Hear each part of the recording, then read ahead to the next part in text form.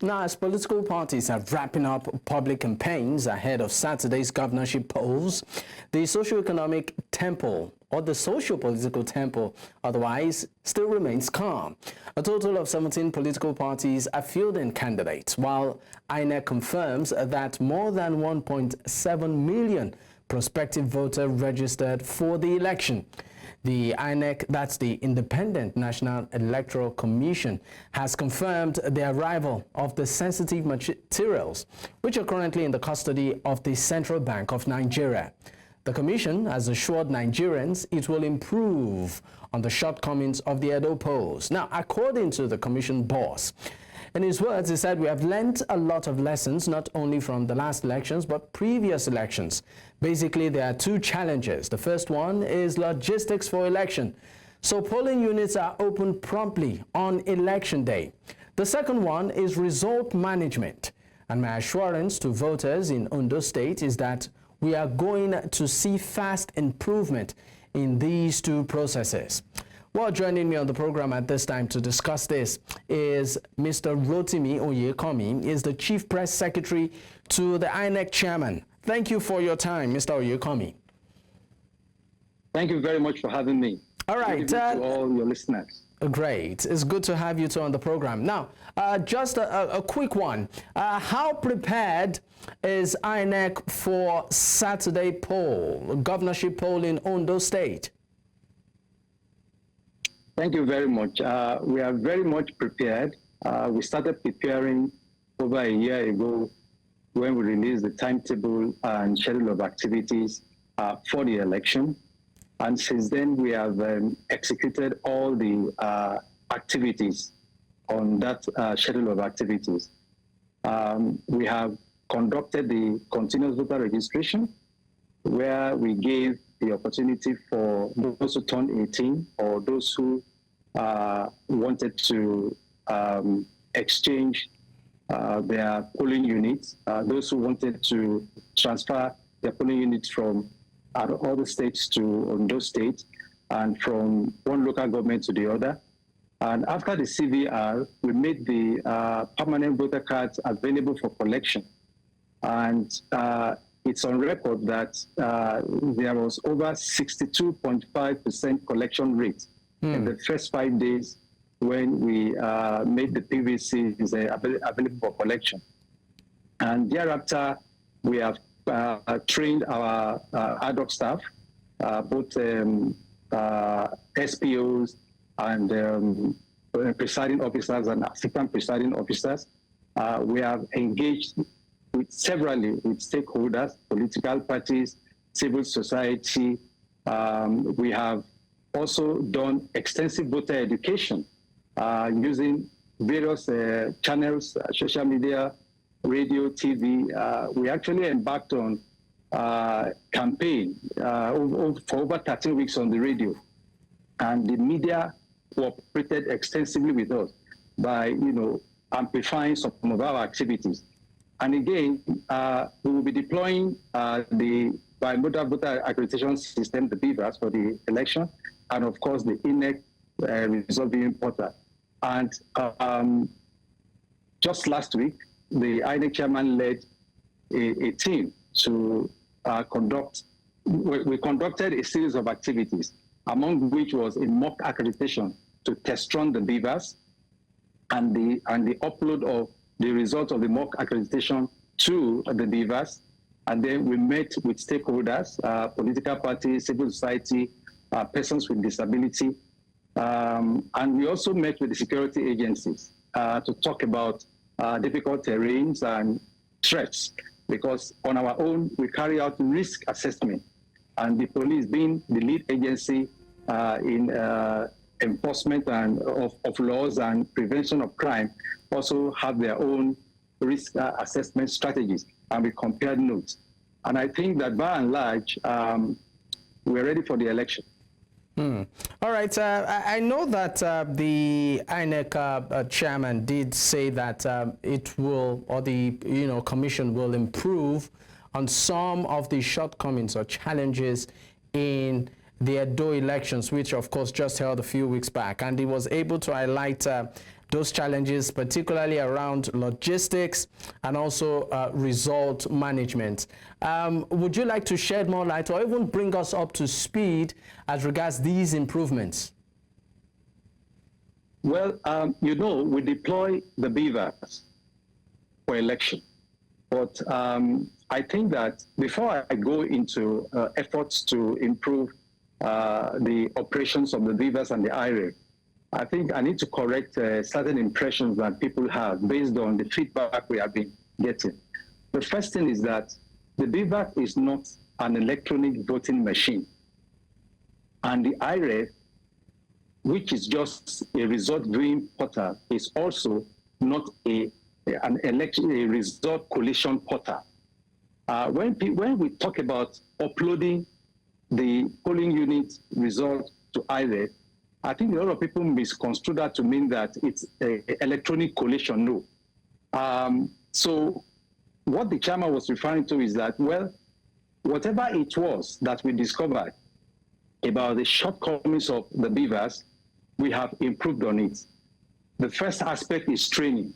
The presiding officers and assistant presiding officers that will be handling the machines have been trained and retrained. And the areas where we discover shortcomings on the handling and operations of the beavers have been corrected over time.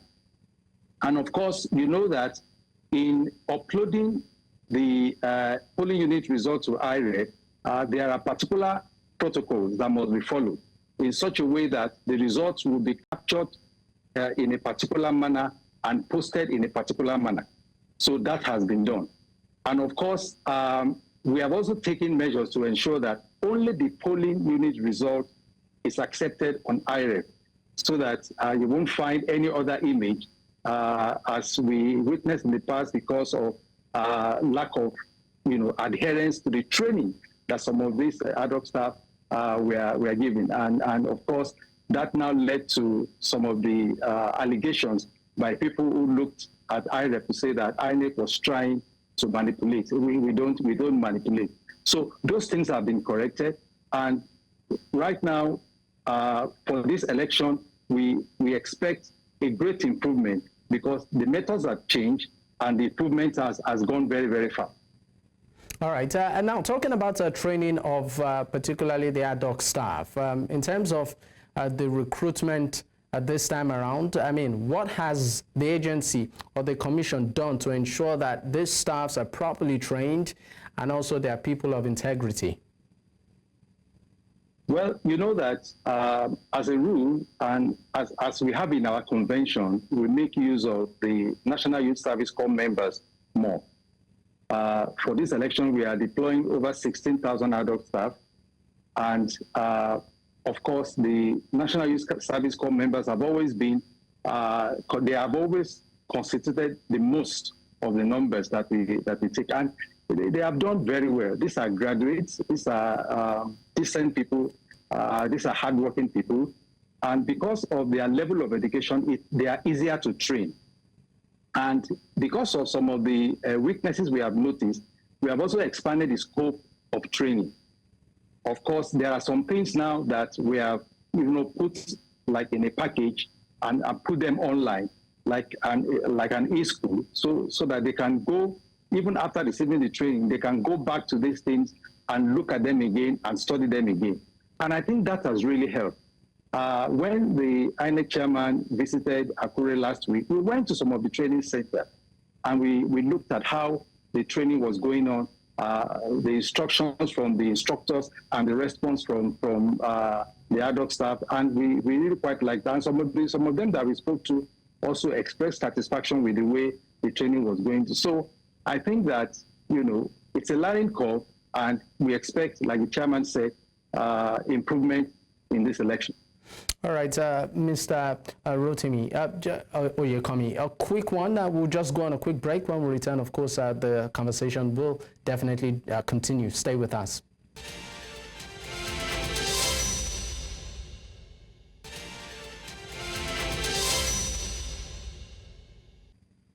Many thanks for staying with us. This, of course, is still Politics HQ on News Central Television. I still have with me Rotimi Oyekanmi, is the Chief Press Secretary to the INEC Chairman.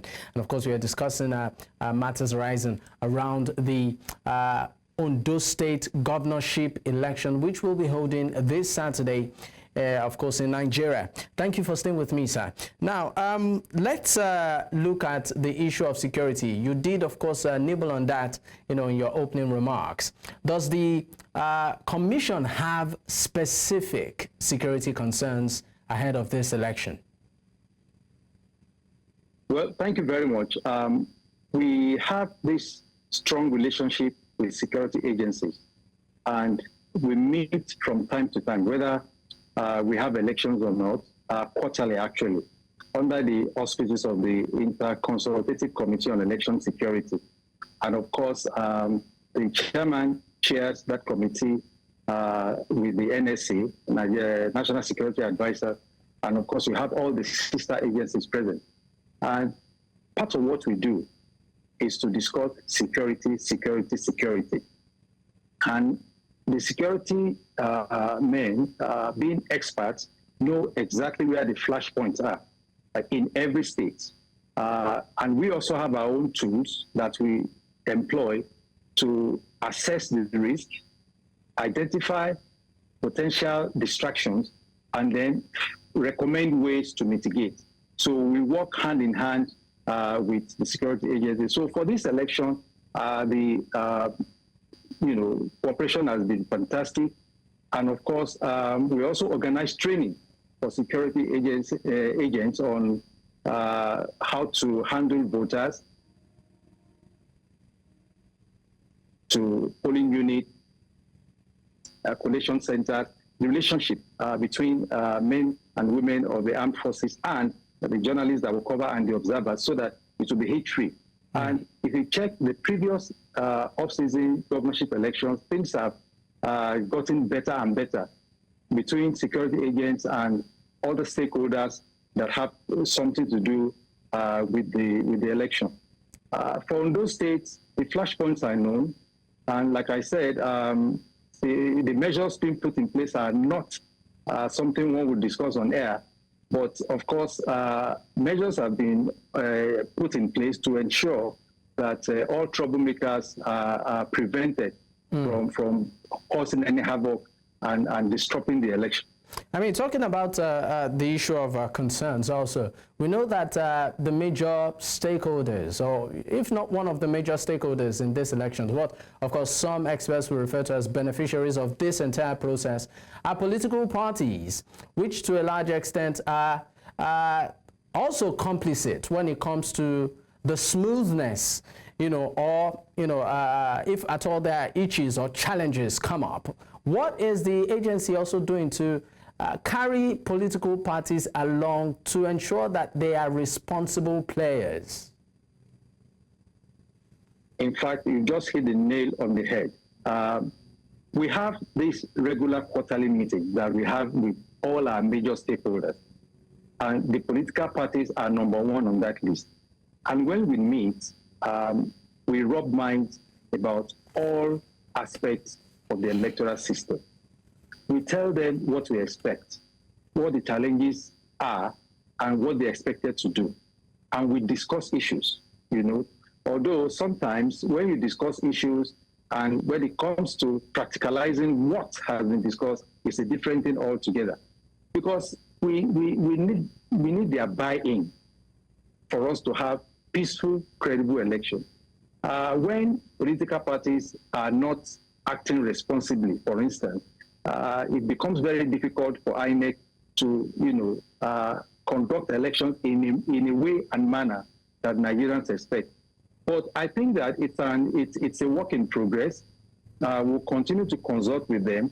And the dialogue we've been having has been quite helpful, because we also notice changes in attitude and changes in some of the things that we notice constitute a problem to what we are doing. And they also tell us what we are not doing right, and we also, adjust, from our own side.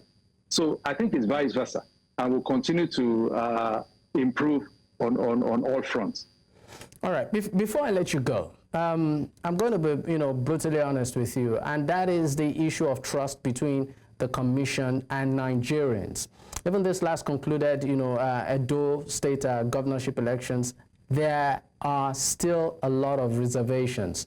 For many Nigerians, they feel that the Commission is compromised. So I want you to tell us, how will the Commission use this particular election on Saturday to sort of boost the confidence Nigerians, maybe if at all, at some point, ever did have in the Commission?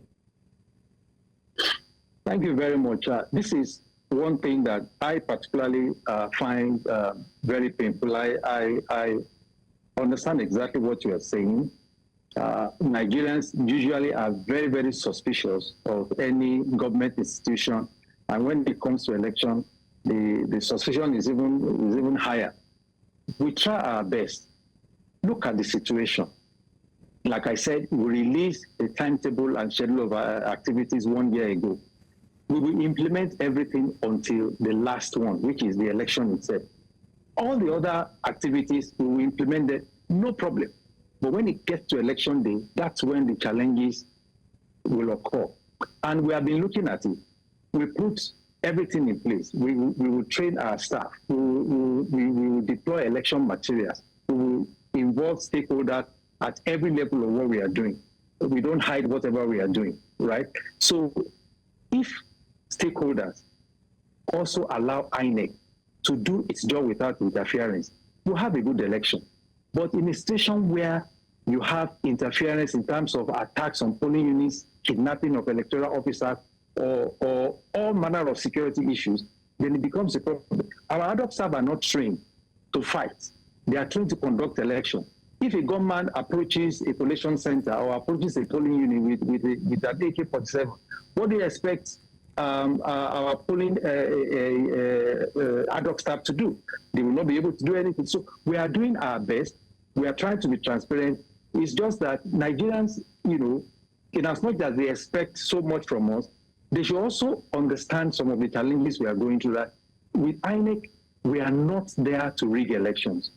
But we also want all other stakeholders to please play their role properly and give us that opportunity to do our job. Where there is no interference, watch. Where there is no interference, where they don't try to, force things down our throats, we perform our job creditably. But when we have security issues, for instance, and those security issues interfere with our processing, then you may have one or two challenges. But like I always say, despite all these challenges, INEC is doing its best. And I think Nigerians need to pay a lot of attention to what is really going on rather than what is happening.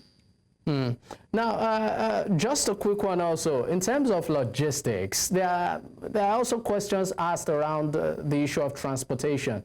Will INEC be using for this election also the NURTW, which of course we know that just had the new leadership at the national level, and who is a card-carrying member of the ruling party? Well, let me tell you what we have done, because take Ondo State, for instance. We have over 3,900 polling units. We don't have enough vehicles in our pool to deploy materials and men to these polling units. We are left with the option of entering into an MOU with Transport Union, the NURTW that we mentioned, the NATO, that's the Union of Transport Owners, and then the Marine Workers Union. Because, as you know, in some parts of Ondo State, you have the riverine areas where we need the boats and all of that. Now, it is because of the benefit of hindsight, what we have noticed over time, that we enter into MOU with them. That look, you bring this number of vehicles with this capacity, you take our materials and men from this point to that point, you wait for them, and then you convey them, but because you also have reverse logistics. And when they sign these MOUs, we expect them to honor the MOU. For instance, look at it. In the plan that we had, we said the sensitive materials will get in today. But yesterday, the Nigerian Air Force delivered the sensitive materials to the central bank. So we were one day ahead. Now, all the non-sensitive materials have been sent in batches according to local government, according to polling unit, and those ones are there. We have identified all the rack centers. So all the things that are needed are in place. But when it comes to that aspect that we don't have 100% control over, where we engage other parties, sometimes the way they act may impact on our activity. But again, like I said, we'll keep improving, we'll keep doing our best. For this election, with the understanding that we have with the transport union and the marine workers, I think that we won't have any problem because they have given their pledge that they will ensure that everything goes smoothly, because we also tell them they should see it not just in terms of profit, but in terms of call to national service. All right, thank you so much for your time on the program. Rotimi Oyekanmi, the Chief Press Secretary to the INEC Chairman. Once again, thank you. Thank you for having me. All right.